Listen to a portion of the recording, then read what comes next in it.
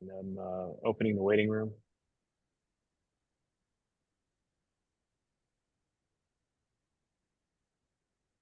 David, take it away. Good afternoon, everyone. Thanks for joining us today.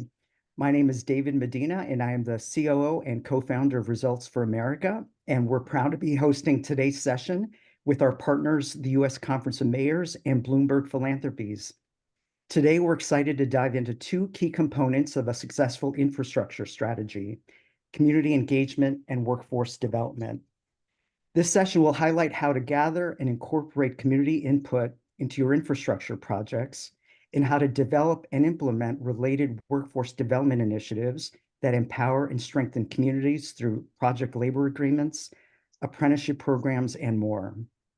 As always, we want this to be an interactive session, so please post your questions as well as any comments you may have in the chat, and we will answer as many as possible during our Q&A session. We have an exciting session today. First, we're going to be hearing from two cities, Syracuse and Boise, that have put workforce and community engagement at the forefront of their infrastructure projects. And then we will be joined by the domestic policy advisor to the president, Neera Tanden, who will share how the Biden-Harris administration is prioritizing these issues as cities across the nation, like all of yours, are investing in infrastructure and resilience. But before I introduce our first speaker, I want to highlight a toolkit our local infrastructure hub team recently released and put on our website, which is focused on how to leverage historic federal infrastructure funding to advance workforce opportunities in your communities. The toolkit highlights 5 primary strategies to drive workforce development: program design, policy, procurement, education and enforcement, monitoring, and evaluation. And here on our next slide, you see that our toolkit also provides more specific in-depth information, which can help you address specific gaps in your federal applications in the 9 areas featured on this slide here. And next, you will see that you'll also find in our toolkit leading examples of cities from all across the country that have successfully incorporated workforce initiatives into their bipartisan infrastructure law projects, including Syracuse and Boise, who are with us here today. And on the next slide here, you'll see, last but certainly not least, we also have resources in this toolkit of leading strategies for gathering and incorporating community input into your infrastructure projects. And so now I'm pleased to welcome Tracy Kalunga, the Civic Engagement Director at the Bloomberg Center for Public Innovation, to moderate our policy panel. Tracy spent 16 years working in local government, including as the Chief Innovation Officer for Long Beach, California. So she understands firsthand very well the opportunities and challenges local leaders face in developing meaningful community engagement strategies. Tracy, over to you. Thank you so much, David, and it's such a pleasure to be here with you this afternoon. It is my honor to introduce our panelists. First, we have Greg Lowe, the Chief Policy Advisor for the City of Syracuse. He is responsible for leading a team to advance progress in Syracuse through communication, cooperation, and innovation, promoting Syracuse as the greatest city in America. You might have some competition there. Welcome, Greg. Hi, everybody. Good to be here. Wonderful. Our other panelist we have today is Steve Hubble. He's the Climate Action Manager for the Department of Public Works in Boise, Idaho. His responsibilities include leading climate action initiatives to improve sustainability and environmental health in Boise. Prior to that, though, he was the Stormwater Program Coordinator and Renewable Energy Project Manager for the City of Boise. Sounds like Boise is doing some great things and might be a competitor for the City of Syracuse. Thanks, Tracy. Happy to be in that company. That'd be good by me. That's right, Greg. Yeah, thanks for the opportunity to be here today. Wonderful. Well, we're so wonderful you're here hailing from your city halls to really share about the work that you've done, but also really around community engagement. So let's start with our first question. Community engagement has become a bit of a buzzword, and everyone says that they're doing it, and maybe they're even saying they're doing it right. What do you think good community engagement looks like? And whoever wants to go first. I'll jump in first and just say, for us, community engagement in workforce matters means truly giving members of the community a decision-making place at the table regarding key workforce initiatives. So Syracuse, people may know, is home to one of the nation's largest highway infrastructure projects. We are currently underway after many years of controversy about just how we would replace the Interstate 81 viaduct through the center of the city with a community grid designed project to remove the viaduct. At this point, it's probably a $2.5 billion federally funded infrastructure project. And our team at City Hall have been working on this project with the New York State Department of Transportation for 6 years now, and there was years ahead of it. But a major part of our focus has been on maximizing the workforce opportunity that exists out of this project for people in our community, and not just creating jobs, but creating real careers for people. And so while there were still some years of work to be done to identify what specific approach would be used to replace the viaduct, Mayor Walsh charged our team with developing a program called Syracuse Build, modeled after San Francisco's City Build initiative, which was about bringing the major workforce, the major construction sponsors in our community, the city, the county, Syracuse University, our major upstate hospital group, together as the funders of major projects to develop a workforce preparation program ahead of the Interstate 81 project beginning. And Syracuse Build, a key part of the program was the creation of an initiative called Pathways to Apprenticeship. We've put more than 100 people into building and construction apprenticeships since over the past 3 years or so. 98% people of color from our city, 15% women. And Syracuse Build has been the center of our community's coordination around workforce development in the building and construction trades around infrastructure projects. Throughout that, so we used that to do the workforce development. We invited to the table and created a method called Interstate 81 Jobs Big Table, which is all about the key community stakeholders who care about workforce coming together repeatedly, first to develop the policy environment that enabled us to have local hiring on federally funded infrastructure projects, and then to develop community workforce agreements with the New York State Department of Transportation for the contracts for construction that set specific, aggressive goals for local hiring for people in Syracuse. The big table, which Mayor Walsh created, which was originally supposed to be really a table of people together, started in the heat of the pandemic. And so it became a virtual big table, which we thought would be an inhibition, but it hasn't been, because we've actually been able to, using virtual methods, bring more than 80 stakeholders together 10 times in the past 3.5 years to review the pipeline for providing workforce programs and the community workforce agreements. And the work is led by a community group called the Urban Jobs Task Force, a volunteer-based group that works with us to make sure that we have a culture that is ready to provide jobs. Last point is, the Urban Jobs Task Force assigned a core team of its top 3 leaders to work with the deputy mayor of Syracuse and other of our staff to plan each big table and to implement.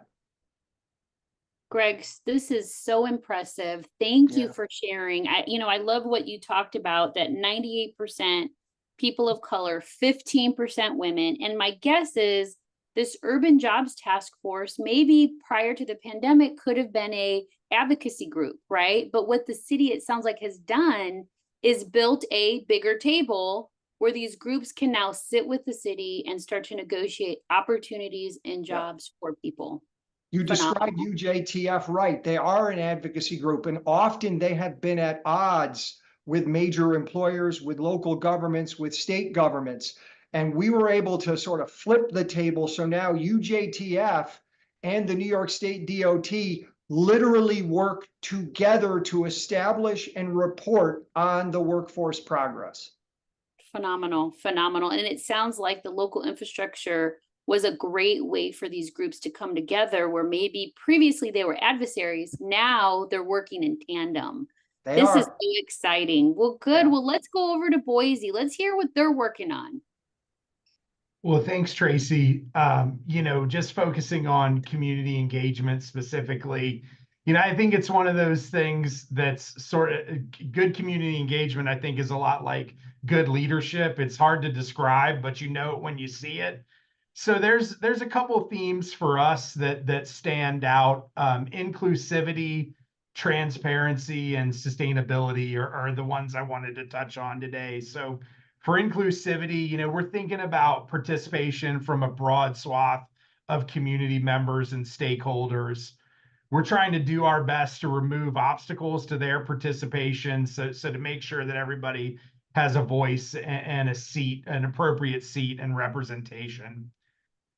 And then thinking about transparency, we've been diligent in trying to make sure that our intentions and our objectives that we're seeking from our community engagement activities are clear, so that the folks that are participating trust the process and understand what the potential outcomes are going to be, what their roles will be, how they can contribute, and what that success will look like going forward.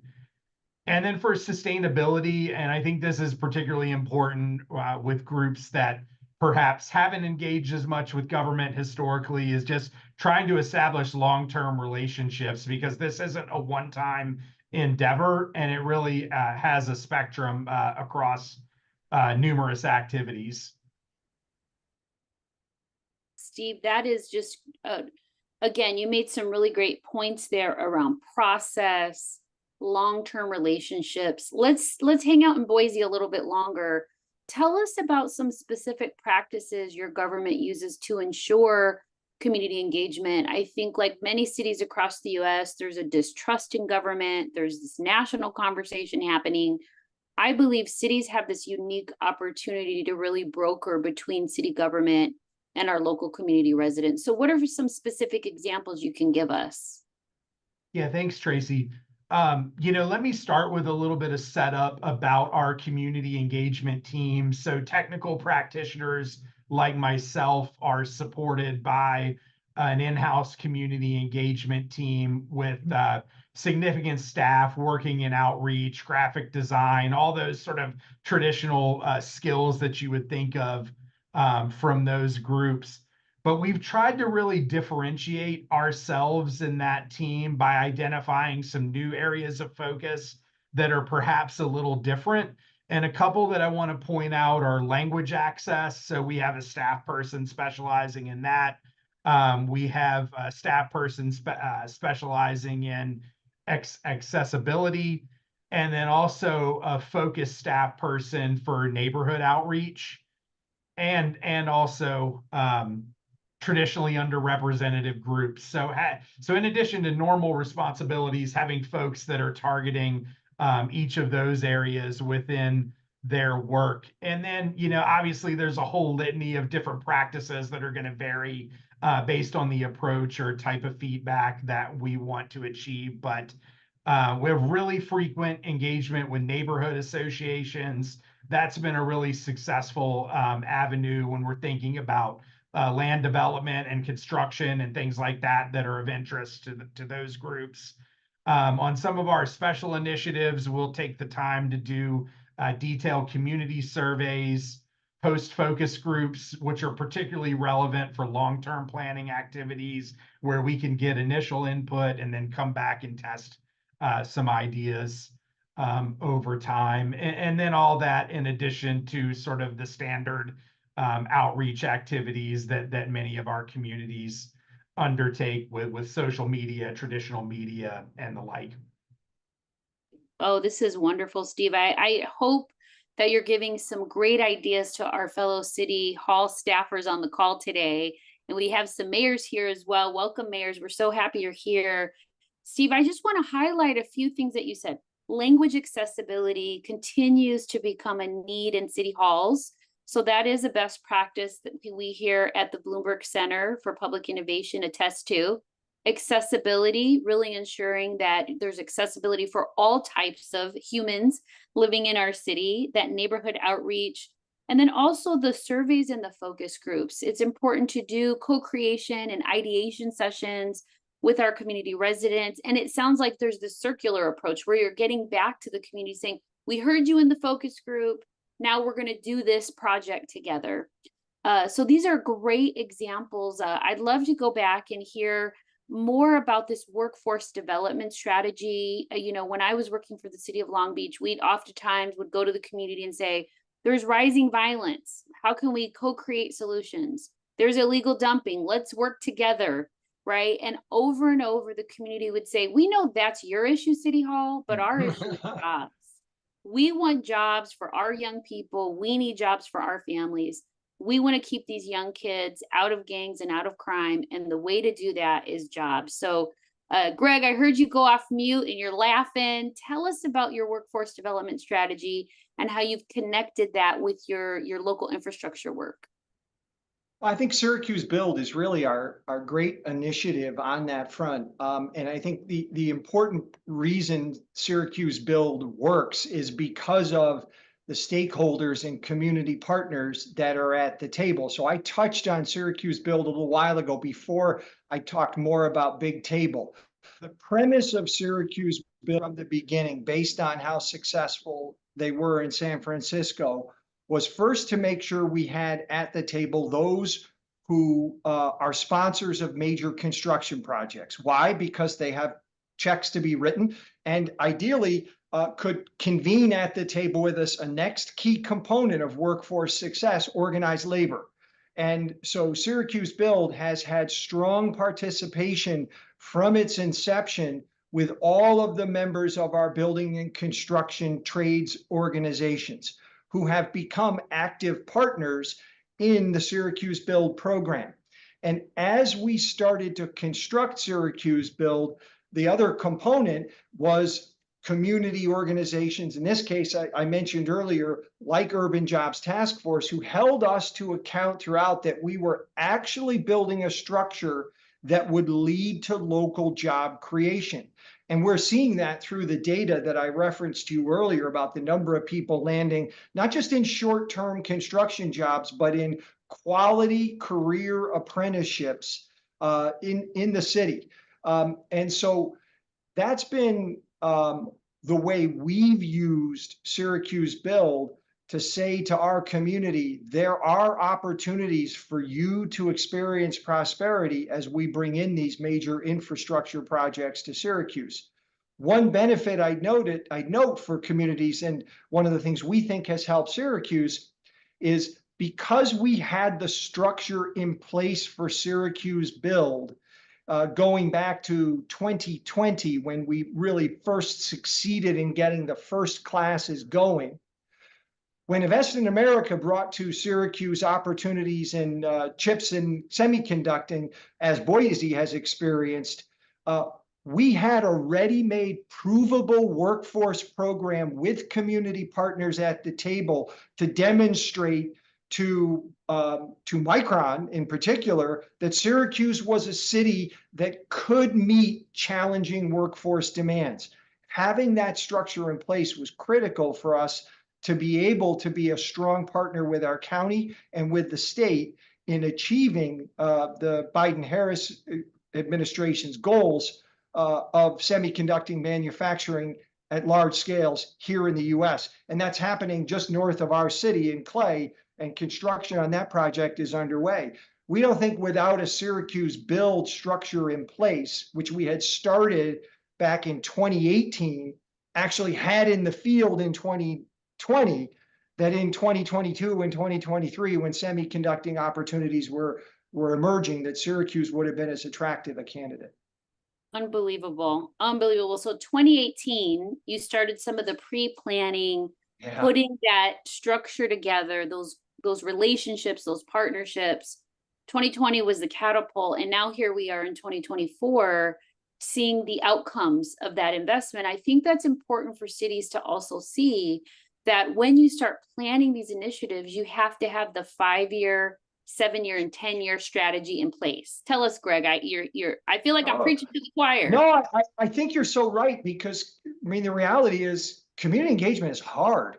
And you know, the reason people often bypass it is because we feel like we can get there faster if we just implement ourselves. But along the way,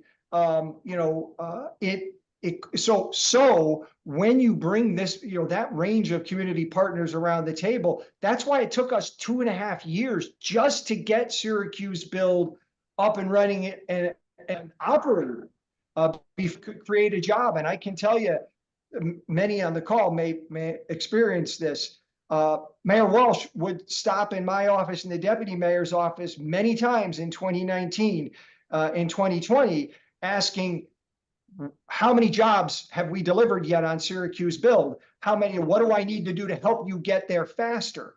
And our job was to try to make sure we had a really durable, long-term structure in place. And he always gave us the room to do that, but he was pushing really hard for us to get people in place, because the community engagement process was hard work. Thank you for your honesty. And we need mayors to push us, right? Yes, these things take time, but if we didn't have the mayor walking in our office every day or every other day, right, it helps kind of build that momentum and that community trust over time. So, I want to hear about equity and economic mobility. This is a changer for many families, maybe who haven't had access to good paying blue collar jobs or white collar jobs. How is this changing the ecosystem in your city, having these workforce development strategies connected to local infrastructure? And again, whoever wants to go first, I'd love to open the floor. Well, it's honestly challenging to follow Greg's last response, given the robustness of their work on this topic. And so I think it's a good opportunity though to acknowledge in some ways that, and I'll get to the equity part, Tracy, but I think it's a good opportunity to acknowledge that all local governments aren't at the same timeline as workforce development as others. And particularly me, I'm coming from this as a perspective of a climate and sustainability manager, and that's not an enviable task in and of itself. And all of a sudden, you've got this additional bolt-on of your programs that tie to workforce development, which is tricky. And I think it's also too important to acknowledge those differences in city landscape on this topic, but also the regional and state landscape on this topic as well. Those are going to vary greatly depending on where you are. But having said that, we understand that the federal government's placed a priority on this, particularly in their funding programs. So it's something that's been important to us as we work through our competitive grant applications, and we have had success, at least with charging and fueling infrastructure, which appreciate the highlight there in the case study that was introduced by David at the beginning of the presentation. I think the focus on equity again goes back to maybe some of my earlier comments on community engagement, but really just trying to engage, whether it's in community engagement, workforce development, or the intersection of both of them, is those members of our community who've been historically underserved, so we can center their needs in our work and opportunities where possible. The workforce development program that I'm involved with, specifically on that CFI grant, will focus on electricians and electrical infrastructure, and Greg mentioned our similarities in terms of the microprocessor manufacturing. And so we are experiencing extraordinary constraints in that labor market here that are causing huge economic ripples on our projects because we're trying to electrify at the same time as we're doing all of this other work. So these initiatives are going to be really important. Thank you for sharing. What a great opportunity. I'd also love to hear, it sounds like you're doing some work with your local workforce innovation and opportunity center. So every jurisdiction around the country has a center that manages their Workforce Innovation and Opportunity Act funding, and that's essentially workforce development, if you will. And also our city colleges and trade schools. Those oftentimes are places where it sounds like there could be some partnership. So how have either of your cities partnered with those groups in furthering the work of jobs? So in Syracuse, our Workforce Innovation Board is known as CNY Works. And CNY Works is the home to our staff for Syracuse Build. So they've been our home base for the team that has built out Syracuse Build. We financed Syracuse's creation originally through a partnership with our local economic development organization, Center State CEO, which brought the expertise to the table to help us build the program. They also found private philanthropic dollars from a number of national foundations that gave us the initial funds that bridged us to significant scale state and federal funding flowing through our WIB, Syracuse CNY Works. That's been an essential partner. And then we also work very closely with both our community college. Here it's Onondaga Community College, which is one of our providers, particularly as we move into careers in semiconducting. And then the State University of New York Educational Opportunities Center. So our state-funded careers and workforce training program is a critical partner to both Syracuse Build and the career development that's happening in technology and semiconducting categories. Okay, Greg, I don't know. We said that your city's working to become one of the best cities in America. I mean, really, this picture you're painting, right? You've connected all these dots. You've brought these players together who maybe before 2018 didn't work together, and now they are. So be a little honest with us. Mm-hmm. What challenges have you encountered in implementing a community-driven workforce development strategy? We got to hear all the highs. Can you share with us maybe what cities can learn from some of the challenges you all have faced? Yeah. One big challenge, I'll mention two challenges. Challenge one is scale. 106 apprenticeships is good, but we need 20 times that. And that's a really difficult challenge for us to get up to the scale that we need to build a truly local workforce to undertake first the Big 81 Viaduct project, but also, starting at the same time and continuing after it, the development of 4 chip fabs in the same county, and so we don't yet have the pipeline ready to fill the opportunities that are coming. That's a significant challenge. We're working really hard to build the capacity of our programs. And then the second category still is the second category of where the challenges are is we still aren't effectively reaching all of those who need us to come to them to engage people who have been left behind in the programs that we're offering. So, for example, we've been working, and Senator Schumer's team has helped us attract congressionally directed spending to build a Syracuse Build training program for people who have not been in the traditional economy in Syracuse, people who are currently struggling in gang workforce, gang opportunities, where their jobs are coming through other means. And we need to find ways to offer these high potential individuals the ability to participate in Syracuse Build. So we're actually building that program now in coordination with our mayor's office to reduce gun violence. But we haven't solved it yet. But you're working on, Greg Boyle, Father Greg Boyle out of LA says nothing Yeah. stops a bullet like a job. Yeah, So right. the fact you're putting these pieces together, local infrastructure hub, workforce development, individuals who have historically been disenfranchised from workforce for different reasons, but you're pulling those pieces together. I'm really excited to see what's going to happen in your city. Steve, if you'll round us out, again, what are some of the challenges in Boise as they give us some closing thoughts? If you have questions, go ahead and drop them in the chat, and we're going to start answering some of the city questions. So Steve, over to you. Well, just briefly, Tracy, I touched on some of the resource challenges and the capacity challenges for cities where this might be a new or less active area of work.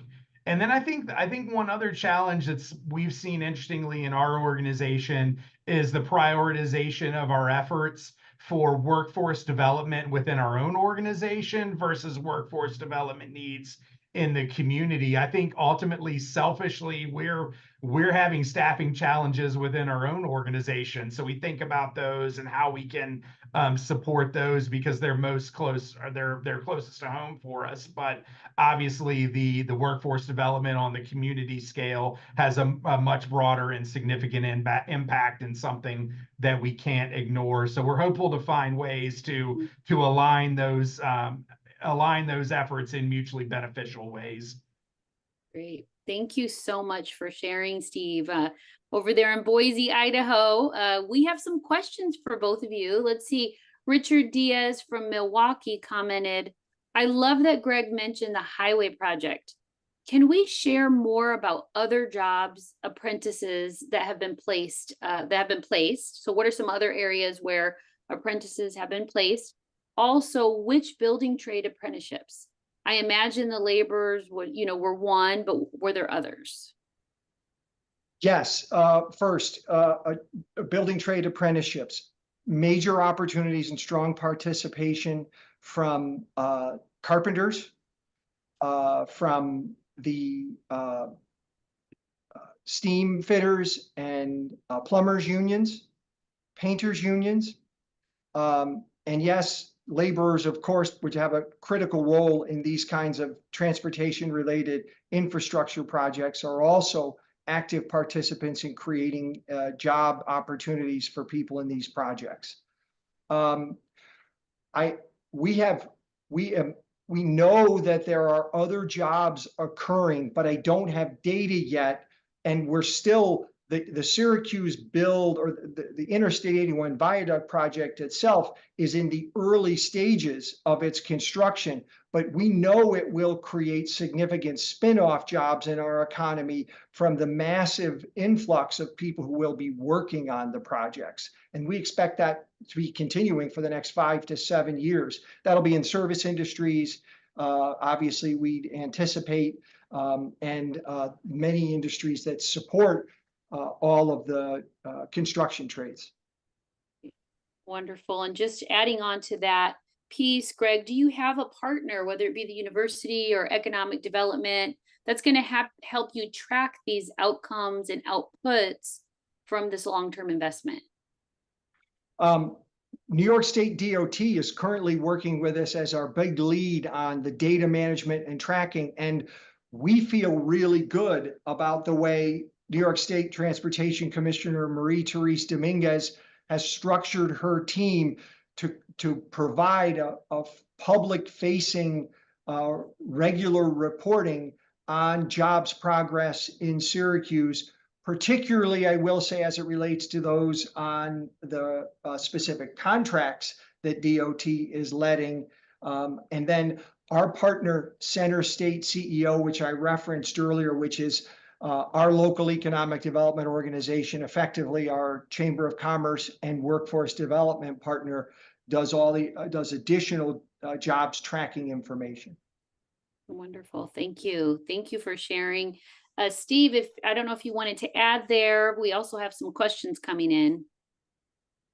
No, nothing to add, Tracy. I did see, if it's helpful, I did see Katie's question about grants that help local governments establish workforce development programs.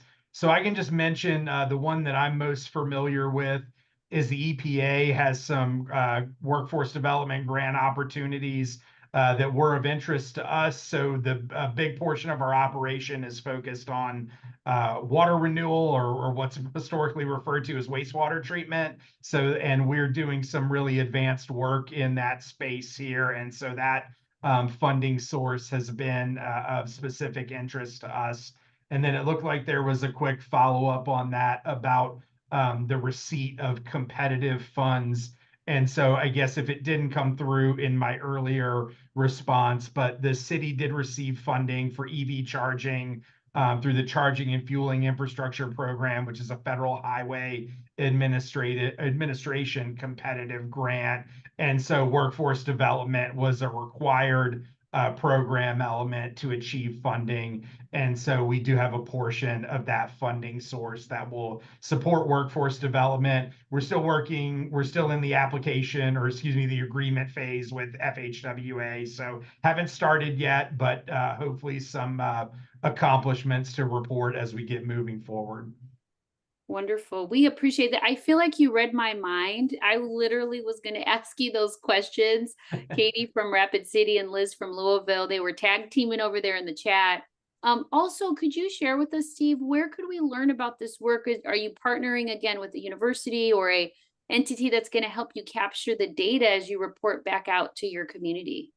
Well, some of that to be determined, Tracy, but some of the partners that we've identified for that specific work are the local community college, College of Western Idaho, and then a regional community college, College of Southern Idaho. They've been particularly active in the renewable energy industry here, which aligns with a lot of our climate work. We've connected with the Brotherhood of Electrical Workers here, the Idaho Department of Labor, our Workforce Development Council, and then some specific associations in the region for electrical training. So those are some of the stakeholders that will be that were really interested in this funding opportunity, and we're hoping to ink some details on working with as we move forward. Wonderful. This is great. I think, every city around the country could think about how do they partner with their local community colleges, university, public and private. As you said, a lot of universities are interested in this. Again, when I worked for the city of Long Beach, we partnered with California State University, Long Beach, to do a lot of research, evaluation, climate action, climathons. Young people and professors want to get involved and be a part of the solution. So I really want to thank you and Greg for mentioning, how you partner with your local colleges and universities. And along those lines of education, Isabella from Boston is asking us, how do you build trust with your communities, especially around high schoolers? How do you help them engage and access career paths that you're looking to build?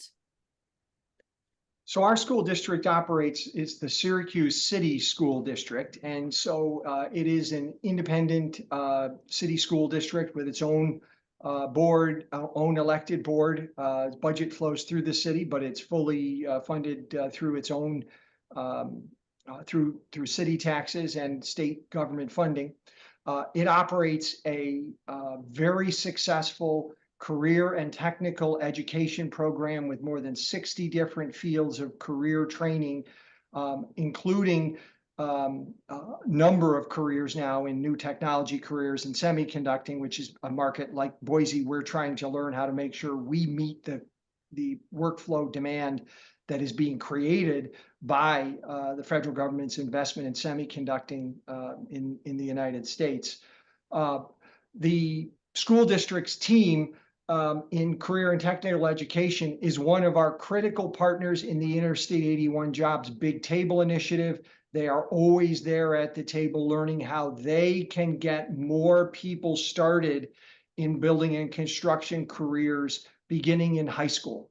and help us create a seamless pathway for them to jobs into some of our other training programs. So school districts are, not surprisingly, an essential part of that ecosystem. This is great. Music to my ears, and tying it Yeah. back to that 10-year plan. If you're investing in your high schoolers today, let's say your 18-year-olds, by the time they're 28, they have established careers, great jobs with benefits. Maybe they're ready to buy a house in your city, right? So that's the dream that many young people are looking for, and you're establishing that in high school. So that's wonderful. Steve, we'd love to hear, what's happening in Boise, Idaho. How are you engaging your high schoolers, or how do you dream of engaging your high schoolers? Yeah, thanks, Tracy. I think for us, we try to have alignment on STEM education. So in the city's outreach activities, we really try to drive home the need for STEM learning that translate to STEM careers, obviously matching Greg's comments about some of our underlying industries here.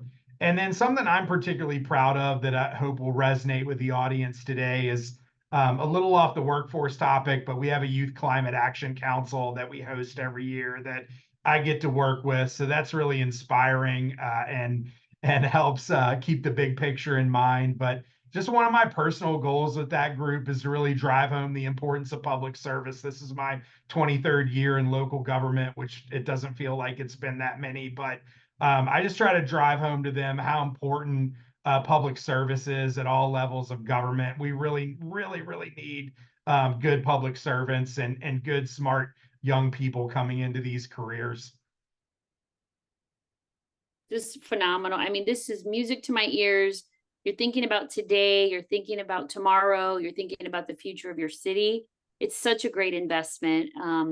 Wonderful. We have, let's see, Hawaii has some cross-sector workforce development partnerships.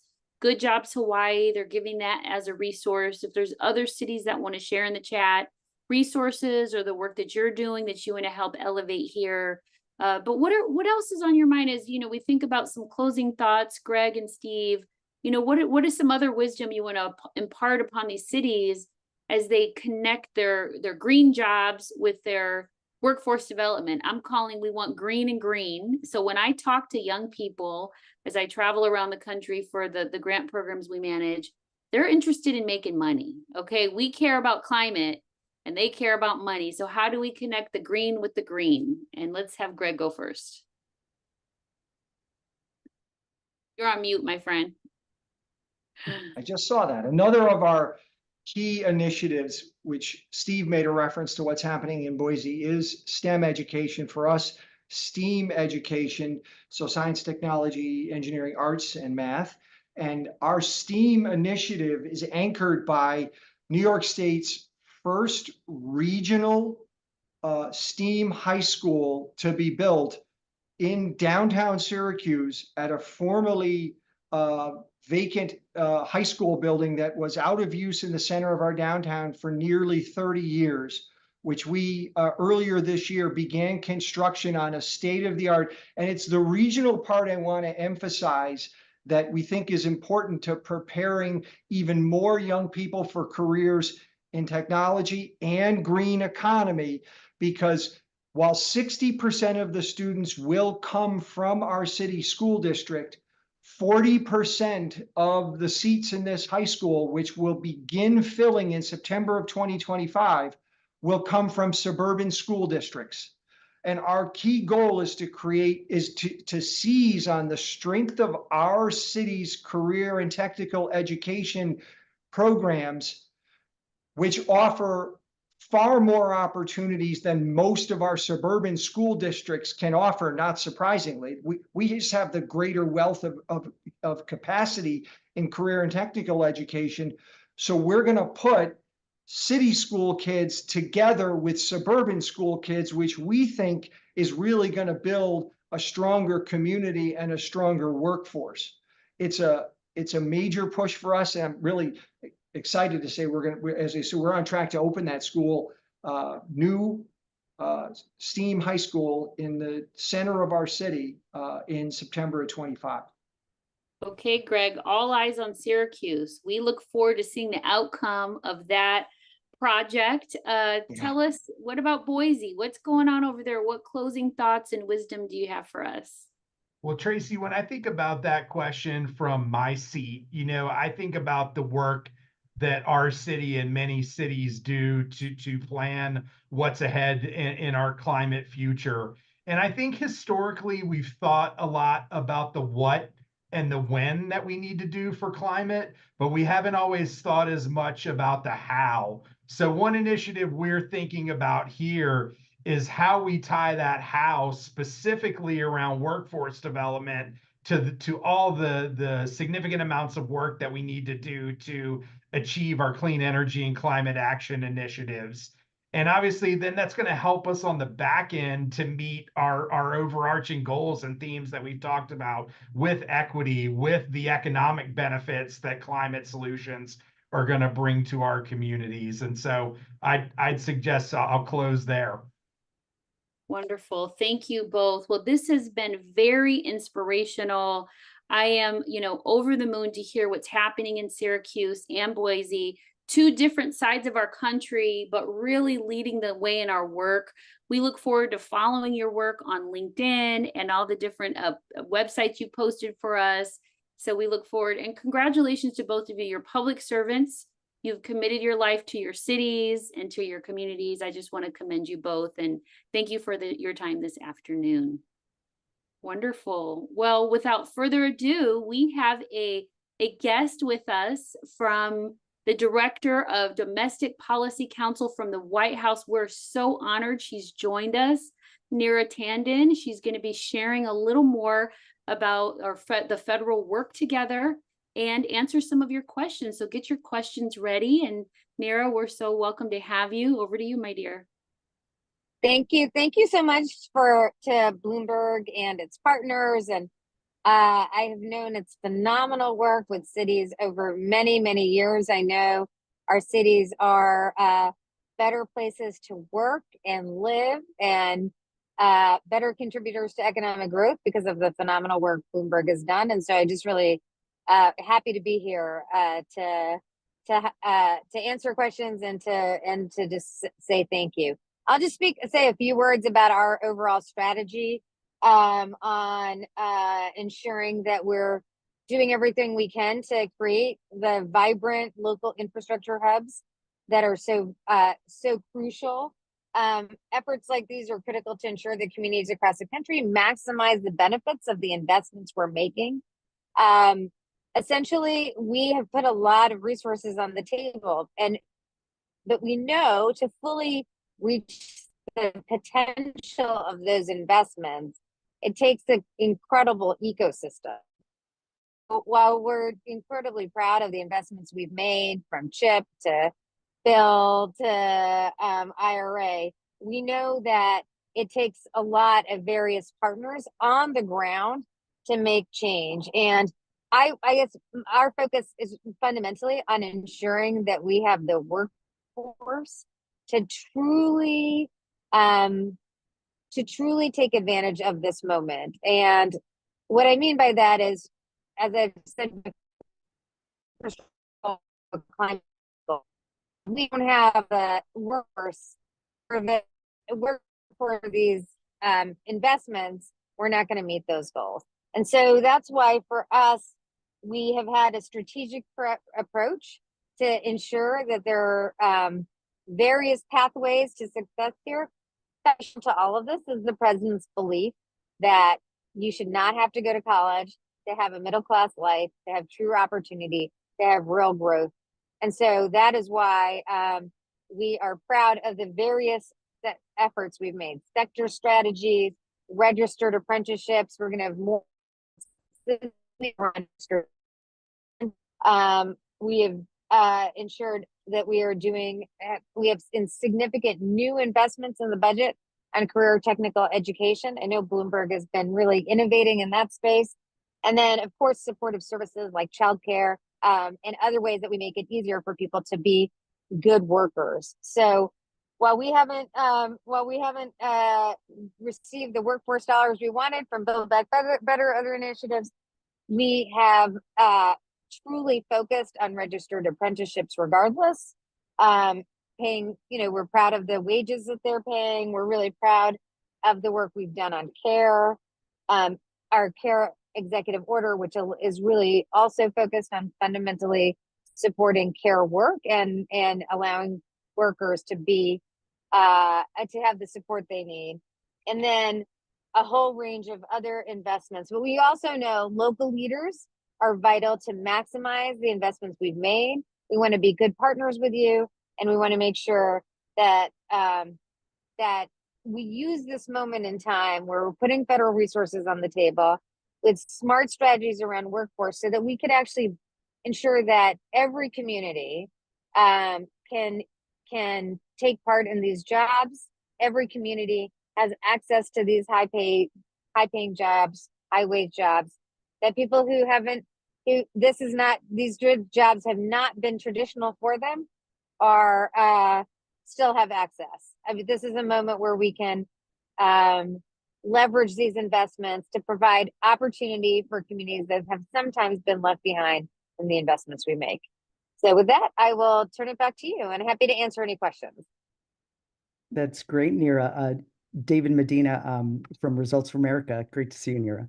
Great to see you again. Yeah, you too. One quick question. The Biden-Harris administration pushed really hard for strong recommendations and requirements on workforce development and on community engagement being included in the bill in CHIPS and IRA. Can you just say a little more about why workforce development and why community engagement were so important in those historic federal pieces of legislation? Thank you so much for that question. So I think, what we're trying to do is take the resources we're putting down on the table and address as many issues as we can with it. Of course, first and foremost, we have our climate goals, and we have our infrastructure and competitiveness goals, and our research goals from our competitive. We wanted to make sure that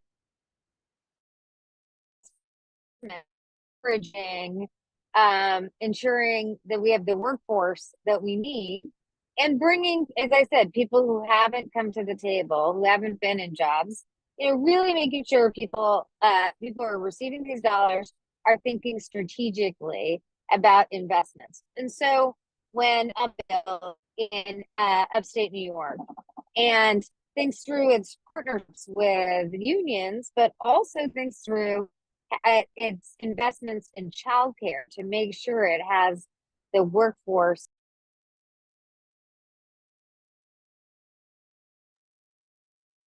Oh, I think we might have lost Neera. She's one of the busiest people in Washington, D.C. Maybe we'll give it a minute to see if she joins us again.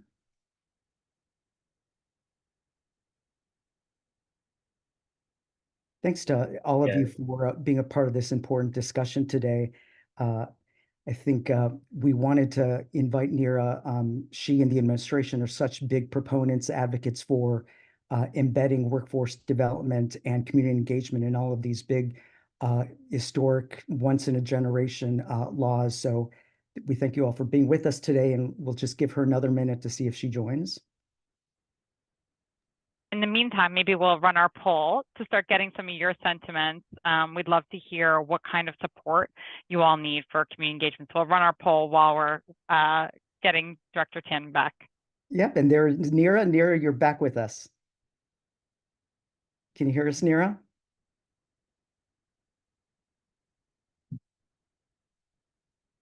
Okay, please fill out your poll, everyone.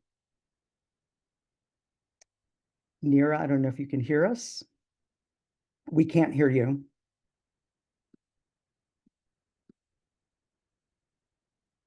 And maybe while we're waiting for her, maybe I'll also just share some information about our 3 upcoming sessions, which we hope you all will join us for. On July 16th at 2 p.m. Eastern, we will be joined by U.S. Treasury Department leaders for a discussion about the upcoming obligation deadline for state and local fiscal recovery funds. as well as the Treasury Department's new Affordable Housing How-To Guide. And looks like we have Neera. Neera, we can see you, and hopefully we can hear you. I'm so sorry. Can you hear me? I'm so Yes, sorry. we can. Yes, we can. Yes, I'm we can. in near Grand Rapids, Michigan. So I apologize. But it was so important for me to talk to you guys. I wanted to try to make this call. Yeah, we were all just saying that you are one of the busiest people in Washington, D.C., and so we knew you were somewhere out there doing great work. So any final thoughts, Neera, for this group of mayors and other local government officials from across the country? Yeah, I just really want to be good partners with you. We've been we have various models, apprenticeships, career technical education, hubs, workforce hubs. And I think what we know is that the most effective programs bring everyone to the table. That takes local leadership. So we're grateful for the local leaders here. It is challenging. Workforce dollars are a little challenging because they're dollars across agencies. We appreciate that. They're dollars of commerce, or dollars of labor, education. So that puts more onus on us to be thoughtful partners with you. And we want to maximize the potential of these investments. And we know we have to do that with all of you. So just really grateful for your leadership and partnership. No, that's great. And one final question, if it's okay. Yeah, please. Any specific examples of sort of leading local and state efforts to braid different federal investments to optimize recruitment, placement, retention of new workers? Any leading workforce efforts out there you've heard of? Yeah, I think that the beauty of hubs, in a sense, is it is a locus by which you can use the workforce boards, which candidly can be helpful, and is like, there's some variance there. Workforce hubs, they pull down the apprenticeships, figure out with the governor, the state dollars. I mean, there are various efforts that seem to be particularly impactful. We've heard a lot about what's going on in upstate New York, but I think that the model that really works is bringing the relevant players to the table, as I know so many mayors are so used to doing. But the challenge is we have federal, state, and of course, local dollars, and then multiple agencies, which is always a challenge. So trying to bring all those people together, the local, the regional commerce person, the regional labor person, so that you are getting the full panoply of resources around one table. Has been the most successful model in my mind. That's great. Well, Neera, on behalf of everyone on today's call, I want to thank you for everything you do every day across issue areas on behalf of all of us, and for being such a strong advocate for cities and towns across the country. So thank you, and keep up the great work. Right back at you. Thank you. Thank you. Nothing like live TV, everybody, huh? So go back to just sharing what our 3 upcoming sessions are with everyone. So we hope you will join us for these 3. So again, on July 16th at 2 p.m., we're going to be joined by the Treasury Department, and they'll be talking about the upcoming obligation deadline for state and local fiscal recovery funds and their new Affordable Housing How-To Guide.